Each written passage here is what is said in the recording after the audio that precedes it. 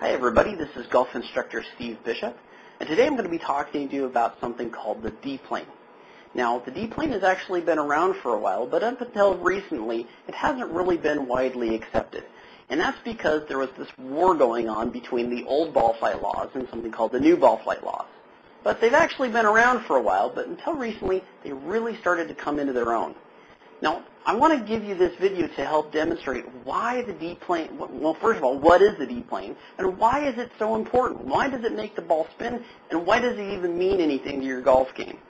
Well, it means a lot to your golf game, because once you understand the D-plane, you start to make adjustments that are really going to make your game a lot better. All right? Now, first of all, let me just talk to you real quickly about what the old ball flight laws and the new ball flight laws were. The old ball flight laws dictated that the ball initially took off in the path that the club head was traveling at impact. And then the club face would cause the ball to spin basically back to wherever the club face was aimed. That was the old ball flight laws. The new ball flight laws, and we know through the new ball flight laws have been confirmed, okay? We have high-speed video. It's real, okay? We have high-speed video. We have Doppler radar that confirms this.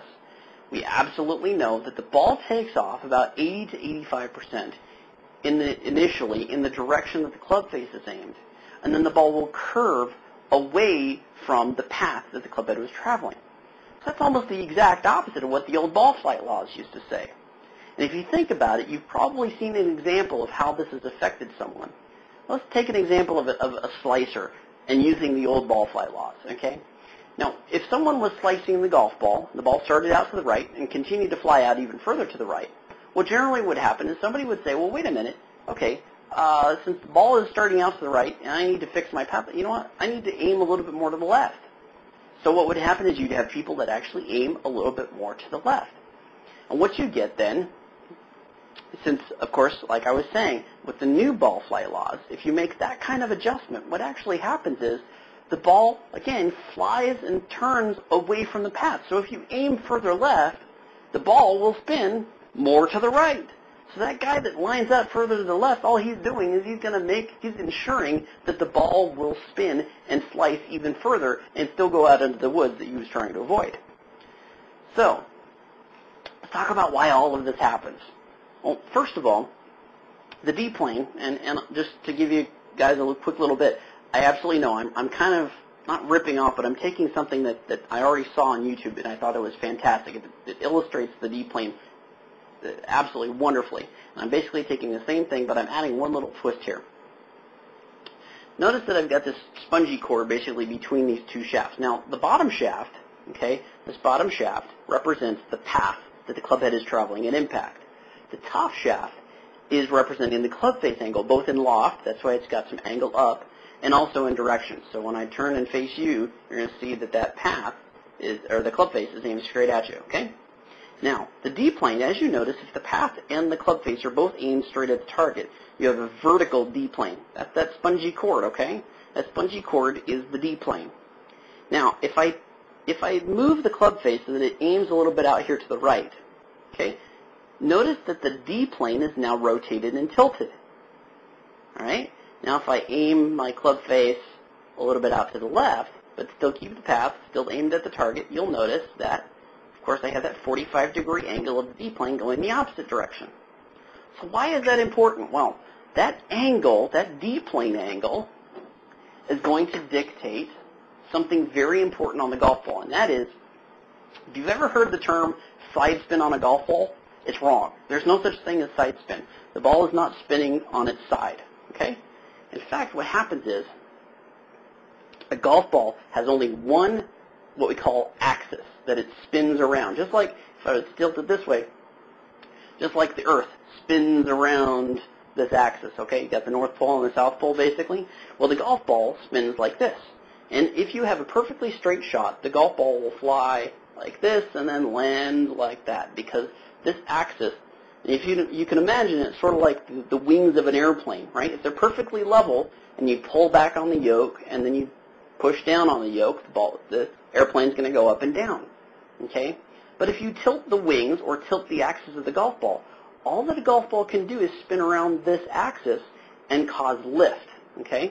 So just like that airplane just like that airplane pilot, if he pulls back on the yoke, just like the golf ball pulling back on the yoke, you're going to see that for a hook, if I tilt that axis, that's going to make the ball fly to the left. Now, if I tilt the axis this way, that's going to make the ball go to the right. Okay? So all that a golf ball can really do is basically have lift. And it's going to lift in the direction of basically the wings, okay, or the axis. All right? Here's how that all fits together. And this is the neat little part. This is where it all comes together. Okay? Here I have my D-plane, right? There's my straight D-plane. It's going to create a straight shot. Why? Because the axis of the golf ball that it spins upon is going to be 90 degrees to the D-plane, right? That's what we found out, that the ball will spin 90 degrees relative to the D-plane. So if I rotate my D-plane, okay, at that 45-degree angle, notice what that does to the axis of the ball spin. You'll see that it's tilted at a 45-degree angle. And since it's tilted at that 45-degree angle, and when it has lift, it's going to fly off like this for a hook. Same thing if I aim the club face out to the right. Again, my path is straight at you guys. My club face is aimed out to the right. There I have the tilt of the golf ball, okay, because of the D-plane having that tilt. Now I'm going to have the tilt of the golf ball, and it's going to fly up and away, and that's going to be a slice. Okay? Makes sense, right? I hope that really helps a lot of you understand the D-plane. I'm going to add one little caveat for you guys that already understand and fully comprehend the D-plane. And something I recently said, that with the higher lofted clubs, what actually ends up happening is that the ball will actually end up much closer to wherever the face was, and the path will have much less to do with the curvature of the golf ball. And let me just kind of explain that. Let's take my let's take my driver here, okay? And I'm making the club face open about 10 degrees out from the path, and you can see that puts a pretty hefty, like 45-degree angle to the D-plane. Now, as soon as I add loft, now I'm going to keep the same distance. Basically, as you're looking, you can see that basically this is as far out as I'm taking my club face, right? That's about 10 degrees out away from the path, okay?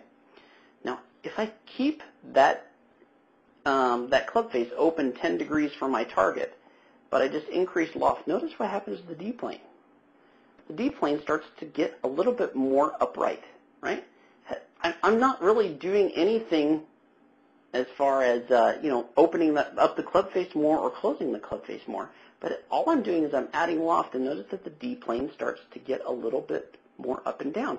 Well, that means that this axis tilt of the golf ball is also going to go from this to a little bit more upright, like this. And that's why when you add loft to a golf club, the path doesn't really make as much of a difference, because you would have to really, to still get that 45-degree angle that I had. Here's my driver with the 45-degree angle. Not only do I have to, when I add loft, if I'm going to get it back at that 45 influential degree angle, I'm really going to have to make that club face open up. I'm going to have to go not just 10 degrees open, but I'm going to have that thing almost a good 45 degrees open in order to get the 45 degrees of D-plane tilt. Does that make sense? So now, if I'm going to make the ball spin left or right with a wedge, I really, really have to make my path and my club face be much more divergent from one another. Okay? I hope that makes sense to a lot of you.